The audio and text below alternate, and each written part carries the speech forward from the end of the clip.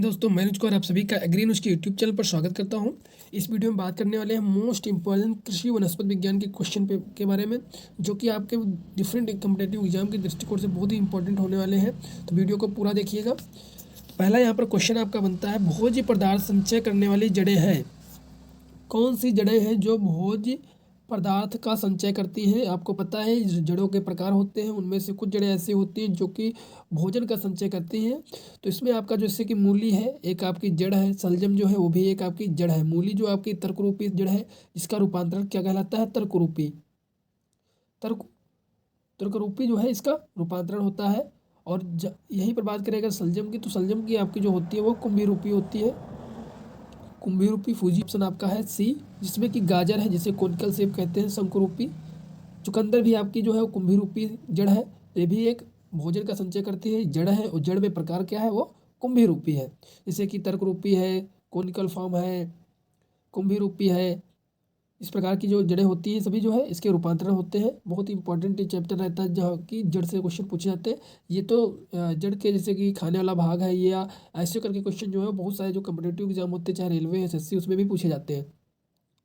और option B में बात करें तो शकरकंद जैसे कि है, आमा हल्दी है। शकरकंद में जो है ये भी जड़ का रूपांतरण है। इसमें क्या खासियत होती है कि इसमें जो है अपस्थानिक जड़ का जो है ये रूपांतरण होता है। अपस्थानिक जड़ क्या होती है? जो मेन जड़ होती है उससे मुसला जड़ को छोड़कर, जो कि स्टेम से निकलती है या किसी अन्य भाग से निकलती है मेन रूट को छोड़कर, तो वहाँ पर जो आती है वो अपस्थानिक जड़ें होती है। उनमें जो है यहाँ पर सेकेंडरी रूट, अपस्थानिक की जो है प्राइमरी रूट्स होती है, उसके बाद उसमें सेकेंडरी रूट्स होती है। तो ये जो सेकेंडरी रूट होती है यही जो है स्वेलिंग की जाती है, और यही में जो है उसका भोजन इकट्ठा हो जाता है। तो शकरकंद जो है वो मुसला जो है अपस्थानिक जड़ का रूपांतरण है, वो भी सेकेंडरी रूट का। तो यहाँ से आप समझ सकते हैं, ये आपकी जो है मुसला रूट है, ये आपकी जो है प्राइमरी रूट है ये, और ये आपकी सेकेंडरी रूट है। तो इसमें जो आपका राइट आंसर हो जाएगा वो सभी हो जाएगा। आमा हल्दी वो भी एक रूट है। वैसे अगर हल्दी की बात करें तो हल्दी जो है आपका वो स्टेम का रूपांतरण है, स्टेम का, लेकिन आमा हल्दी जो है वो रूट्स का रूपांतरण है, ये भी याद रखिएगा। नेक्स्ट क्वेश्चन आपका बनता है, वाष्पोत्सर्जन अधिक होता है जब, वाष्पोत्सर्जन कब अधिक होता है? जब पहला ऑप्शन है मृदा में जल की अधिकता हो, ऑप्शन बी है वातावरण शुष्क हो, ऑप्शन सी है वातावरण में तापमान अधिक हो। इसमें जो आपका राइट आंसर बन जाएगा वो डी बनेगा, बी एंड सी। जब वातावरण में तापमान अधिक होता है तो वाष्पोत्सर्जन भी अधिक होता है, और वातावरण जब शुष्क होता है तब भी जो है, जब वातावरण में नमी नहीं रहती है तब भी जो है उसमें सबसे अधिक वाष्पोत्सर्जन होता है। तो यहाँ पर राइट आंसर आपका बन जाएगा डी ऑप्शन। बहुत ही इंपॉर्टेंट क्वेश्चन है, ये आप जरूर नोट डाउन कर लीजिएगा। नेक्स्ट क्वेश्चन है, पादपों में जल का अवशोषण होता है। तो इसमें पादपों में जल का जो अवशोषण होता है, पहला ऑप्शन आपका हो जाएगा यहाँ पर मूल गोप प्रदेश। जैसे कि आपको बता दें रूट जो होती है, इस प्रकार से रूट को जो है डिफाइन किया जाता है। उसका जब इमेज देखेंगे आप तो कुछ ऐसा आपको आएगा, जिसमें कि ऊपर का हिस्सा होता है, यहाँ पर जो आपका होता है जहाँ से जो है रोम निकले होते हैं, जिसे मूल रोम प्रदेश कहा जाता है। उसके नीचे का जो होता है वो मूल गोप प्रदेश होता है, जो कि एक कोशिकीय होता है, जो टिप पर होता है उसे मूल गोप कहते हैं। तो ये जो पूरा होता है यहाँ से यहाँ तक, यहाँ मूल गोप प्रदेश कहा जाता है। यहाँ से जहाँ तक रोम होते हैं उसे रोम प्रदेश कहते हैं। तो इसमें जो जल का अवशोषण होता है वो इसी भाग से होता है, न कि यहाँ से होता है। तो इसमें जो राइट आंसर बनेगा मूल रोम प्रदेश के द्वारा जो इसमें जल का अवशोषण होता है। चैनल को सब्सक्राइब करो पहले, हाँ जल्दी करो। मुझे पता है कि आप लोग नहीं करते हो, वीडियो देखते हो लेकिन सब्सक्राइब नहीं करते। ये लाल कलर का बटन नहीं से दबाओ, जल्दी दबाओ, जल्दी दबाओ, फिर मैं शुरू करूँ। दबा दो जल्दी, दबा दिया, घंटी भी दबा देना, ठीक। नेक्स्ट क्वेश्चन है, इत्र का कमरे में फैलने का कारण होता है। तो इत्र क्या होता है? यहाँ पर प्रसरण एक है विसरण, एक है अंतःशोषण, और एक है मूलदाब। तो इसमें जो राइट आंसर आपका बनेगा वो हो जाएगा आपका विसरण। ऐसा क्यों? जिससे कि आप समझ सकते हैं, जब कभी भी कोई भी सोल्यूशन है जो कि हायर अधिक कंसंट्रेशन से लोअर कंसंट्रेशन में फैलता है, और जब तक फैलता है जब तक कि दोनों जो है चीज़ें बराबर ना हो जाए। यदि आप इत्र को जो है वो खोल के कमरे में रखेंगे तो इत्र जिस बॉटल में होगा, जिस डिब्बी के अंदर होगा, उसका जो कंसंट्रेशन रहेगा वो हायर रहेगा। कंसंट्रेशन का मतलब है सांद्रता जो है इसकी अधिक रहेगी, और वो धीरे धीरे जो है पूरे रूम में जो है वो फैल जाएगा, पूरे कमरे में फैल जाएगा। और तब तक फैलेगा जब तक कि बोतल का या जो भी बॉटल है या डिब्बी है उसका कंसंट्रेशन और कमरे में जो इत्र फैला है उसका कंसंट्रेशन बराबर ना हो जाए, तब तक वो जो है फैलता है। इसी को बोलते हैं विसरण। तो इसमें जो होता है वो हायर कंसंट्रेशन से लोअर कंसंट्रेशन की तरफ चलता है। और सेम इसी प्रकार से प्रसरण में होता है, जिसे ओमोसिस बोलते हैं, ओमोसिस जिसे कहा जाता है प्रसरण को। इसमें क्या है, higher concentration to lower concentration चलता है। बट यहाँ पर इसके बीच में क्या होती है, एक सेमी परमेबल अर्धपारगम्य झिल्ली के द्वारा जो है ये कंसंट्रेशन जो है वो चेंज होता है, ट्रांसफर होता है।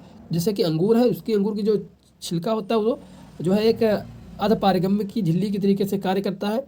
और अंडे में जो एक झिल्ली होती है वो भी अर्धपारगम्य झिल्ली होती है। तो जिसमें जो है मेजर फैक्टर यही आपको याद रखना है कि प्रसरण में जो है सेमी परमेबल झिल्ली होती है, उसके माध्यम से जो है higher concentration to lower concentration जाता है।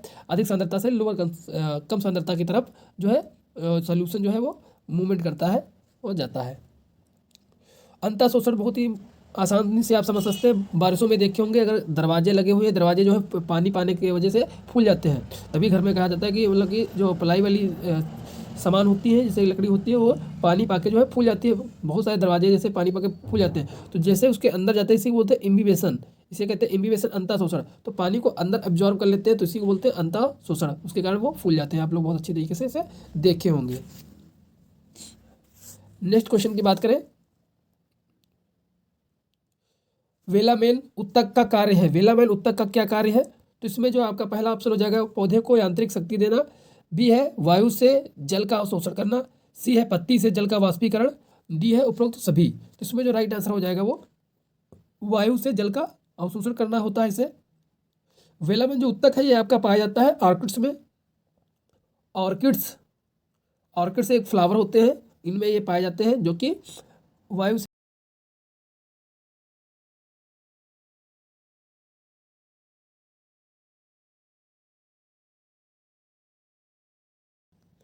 नेक्स्ट क्वेश्चन है, जीन की इकाई संरचना बनी होती है। तो ये जो आपकी बनी होती है वो किसकी बनी होती है? तो ये ऑप्शन नंबर 20 में राइट हो जाएगा, डीएनए की बनी होती है। नेक्स्ट क्वेश्चन है, पपीते में खाया जाने वाला भाग है। इसका क्वेश्चन जो है आपको कमेंट करके बताना है, इसमें क्या राइट आंसर होगा। पपीते में खाया जाने वाला भाग है तो आप जान सकते हैं, सबसे ऊपर छिलका निकालते हैं। इतनी आपको हिंट दे रहा हूँ मैं, और बाकी आप लोग कमेंट करके बताइएगा इसमें खाने वाला भाग क्या होता है। और यदि आप हमारे यूट्यूब चैनल पर नए हैं तो प्लीज़ हमारे यूट्यूब चैनल को सब्सक्राइब कर लीजिएगा। आप लोगों को इससे संबंधित जो भी वीडियो है एग्रीकल्चर संबंधित आपको मिलती रहेंगी। और हमारा एक टेलीग्राम ग्रुप है, वो भी आप ज्वाइन कर लीजिए। तहाँ से आपकी जो भी क्विजेज हैं वो भी आप अटेंड कर पाएंगे, तो वहाँ से आपको जरूर ज्वाइन कर लेना चाहिए। लिंक आपको डिस्क्रिप्शन में मिल जाएगी टेलीग्राम ग्रुप की।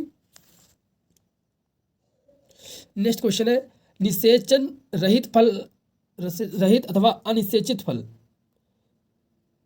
का उत्पादन कहलाता है। इसका मतलब होता है कि बिना निषेचन के जो भी फल बन जाते हैं या उसमें निषेचन होता ही नहीं है, मेल गैमेट और फीमेल गैमेट जो है फ्यूजन होता ही नहीं है और फल तैयार हो जाते हैं, तो इसे क्या कहा जाता है इस प्रक्रिया को? तो इसमें जो आपका राइट आंसर बन जाएगा वो पार्थेनोकार्पी हो जाएगा। पार्थेनोकार्पी कहते हैं अनिषेच फलन। आ लग जाता है तो उसका मतलब होता है नहीं, निषेचन मतलब निषेचन, और फलन मतलब कि फल बनना, तो अनिषेच फलन। वहीं पर आपको बात करें तो अनिषेच जनन क्या होता है? अनिषेच जनन, पार्थेनोजेनेसिस।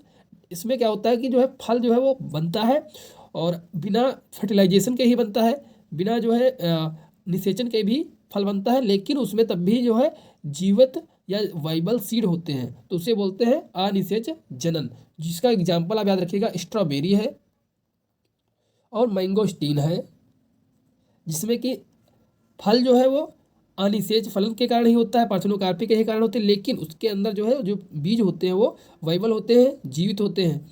इसके जो है यही अंतर होता है आपका पार्थेनोजेनेसिस में और पार्थेनोकार्पी में। वहीं पर बात करें बहुभूरता, या इसे बोलते हैं इंग्लिश में पॉलीम्ब्रियोनी। इसमें क्या होता है कि more than one seedling from single seed. इसका मतलब है कि एक सीड है, आप लोग देखे होंगे कि जैसे कि आम का पेड़ ही देखे होंगे, जिसमें कि ऐसे जो उसका पेड़ होता है उसमें ऐसे गुठलू है, ये गुठलू से एक पेड़ निकला, उसी से बाद में एक और पेड़ निकल आता है उसी से, तो यहीं से फिर एक और निकल आता है। तो इस प्रकार से देखे होंगे, इसमें जो है एक सीड है ये, उससे एक दो तीन पौधे निकल रहे हैं, तो single seed more than one seedling. Single seed से एक से ज़्यादा जब पौधे तैयार हो रहे हो तो उसे बोलते हैं बहुभूरता। नेक्स्ट क्वेश्चन, नारियल का पानी है। जो नारियल का पानी होता है वो क्या है? तो इसमें जो राइट आंसर आप हो जाएगा विघटित तरल भ्रूणपोष। इसका मतलब होता है लिक्विड इंडोस्पर्म होता है, लिक्विड इंडोस्पर्म होता है ये।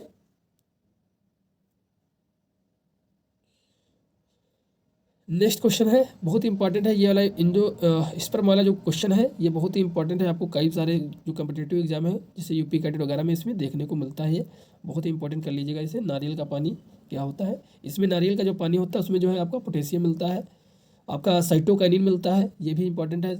ऐसे क्वेश्चन पूछा जाता है जब नारियल का जो पानी होता है उसमें कौन सा हार्मोन पाया जाता है, तो साइटोकाइनिन पाया जाता है।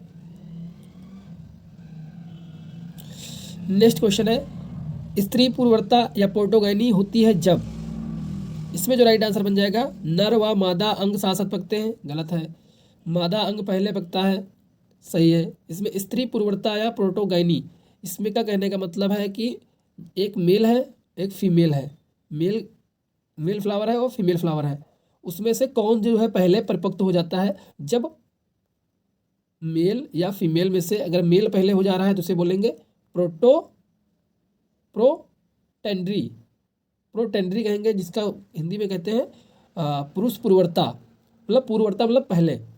वहीं पर फीमेल जब पहले परिपक्व हो जाता है तो इसे बोलेंगे प्रोटोगाइनी या स्त्री पुरवर्ता। बस आपको कुछ नहीं करता, पुरवर्ता को जोड़ देना है। अगर मेल है तो पुरुष पुरवर्ता और फीमेल है तो स्त्री पुरवर्ता। पुरवर्ता का मतलब होता है पहले। तो इससे आपको आसानी से इसे अलग कर सकते हैं, आसानी से इसमें डिफरेंस कर सकते हैं। तो आई होप इस वीडियो से आपको काफ़ी मदद मिली होगी। तो आप लोग कमेंट करके जरूर बताइएगा कि आपको वीडियो कैसी लगी। नेक्स्ट और इस वीडियो का लास्ट जो क्वेश्चन है वो आपका ये है, जब पौधों में द्विलिंगी पुष्प कभी भी नहीं खुलते हैं कहलाता है। द्विलिंगी पुष्प होता है लेकिन कभी भी नहीं खुलते हैं तो उसे क्या कहते हैं? तो उसे कहते हैं क्लिस्टोगैमी, उसे कहते हैं क्लिस्टोगैमी। इसका एग्जाम्पल याद रखें, बहुत ही इंपॉर्टेंट है, मूंगफली जो है इसका बहुत ही इंपॉर्टेंट क्वेश्चन उसका एग्जाम्पल हो जाता है, बार बार पूछा जाता है, जिसमें कि आपका जो फ्लावर है वो खुलता नहीं है, होता है द्विलिंगी और कभी भी वो खुलता ही नहीं है, उसी के अंदर जो फर्टिलाइजेशन हो जाता है और फल का निर्माण हो जाता है, इसे बोलते हैं क्लिस्टोगैमी। तो आप लोग कमेंट करके बताइएगा वीडियो कैसा लगा, लाइक जरूर कर दीजिएगा वीडियो को। मिलते हैं नेक्स्ट वीडियो, तब तक के लिए जय हिंद।